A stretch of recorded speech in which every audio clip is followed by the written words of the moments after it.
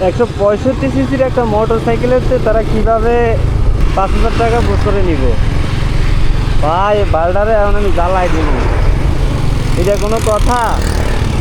তাদের রুচি আর কি জানি বলে জুলুমের মাত্রা কত পরিমাণ বাড়ছে। হ্যাঁ, গত 17 বছরে শেখ হাসিনার নাম উঠছে স্বৈরশাসক। এখন এরা যেটা শুরু করছে, প্রতি বছর ঘুরলে একটা মোটর সাইকেলেতে তারা 5,000 টাকা নিব কর। কি হালাল? এটা মনে হয় হালাল করে নিতেছে। এই দেশটা কেন যে স্বাধীন হয়েছে বুঝতেছি না। মানে একজনের পর একজন তারা সংসদে এটা নিয়ে কথা বলতেছে, মোটর সাইকেল থেকে তারা প্রতি বছরে 5,000 টাকা নিব কর। তাইলে ভাই এটা কোন ধরনের জুলুম? মানে এই দেশে কি জনগণের কোনো নাই? জনগণের কোনো স্বাধীনতা নাই? একটা মোটর সাইকেল নিয়ে রাস্তায় বের হইলে বছরে 5,000 টাকা দিতে হইব। টাকা আসে করতে? কোন দেশে জন্ম নিয়েছি ভাই বুঝতেছি না। এইগুলো যদি বাসে ট্রাকে যদি সিএনজিতে বা প্রাইভেট কারে করতো তাহলে তো মানানসই হইতো যে না ওরা ইনকাম করতে পারে। এখন একটা বাইক কেউ শখ করে কিনছে, কেউ তার যাতায়াতের কাজে ব্যবহার করে। এখন সেখানে তেলও খরচ হইতেছে। অকটেনের দাম দিল বাড়ায়, অকটেন 20 টাকাতে এখন অকটেন হইল 40 টাকা।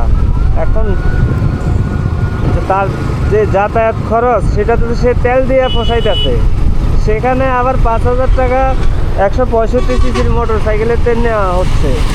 সামনে আবার আইন পাস হইব। সেইটা কোন ধরনের জুলুম? মানে জুলুমের তো একটা লিমিট থাকে। এই দেশটা জন্মের পরে মানে কখনো ঠিক ছিল না, কখনো হয়নি, ভবিষ্যতে মনে হয় হবে না। এই দেশ এমনই থাকবে। যখন যে আসবে সে তার মতো ফায়দা লুটবো। দেখা গেল এদিক দিয়ে জনগণের তেল বাইরে গেছে।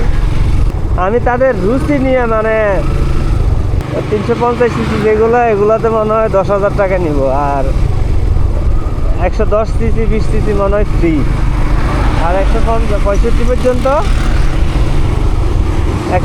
পর্যন্ত নিব 5,000 টাকা। 5,000 টাকা মুখের কথা এক বছরে। এদিক দিয়ে ট্যাক্স তো দিচ্ছি, ওই প্রতি বছরে ট্যাক্সের তো একটা আছে 2,000-2,500 টাকা ট্যাক্স টোকেন যেটা, সেটাও তো আছে। এর ভিতরে আবার 2,500 টাকা এটা নিয়ে আবার সংসদে কথা হবে। মানে যেখানে আপনি লক্ষ্য করলে দেখবেন, মানে বাংলাদেশে যদি আপনি কম্পেয়ার করতে চান তাইলে অবশ্যই পার্শ্ববর্তী দেশগুলোর সাথে করতে হবে। সেখানে ইন্ডিয়া আর হচ্ছে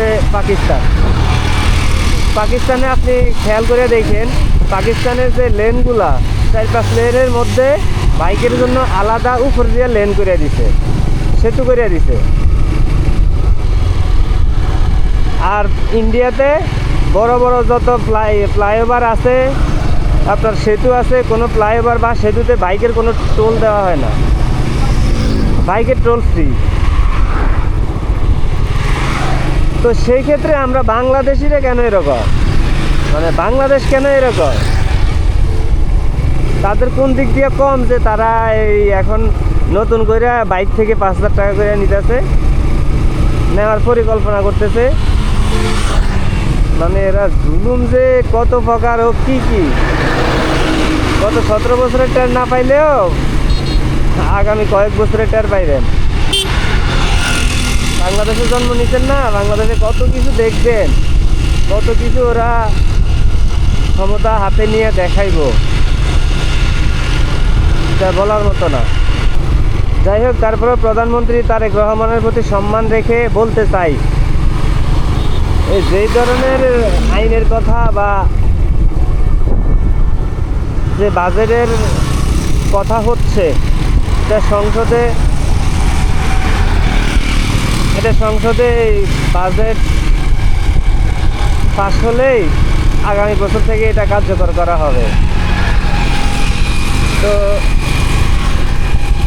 এইসব ফালতু জিনিস মানে এইসব জুলুম যেন বাংলাদেশে না হয় সেদিকে সবাই খেয়াল রাখবেন। এগুলো একবারে জুলুমের মানে জুলুমের উপরে যদি কিছু থাকে তাইলে সেটা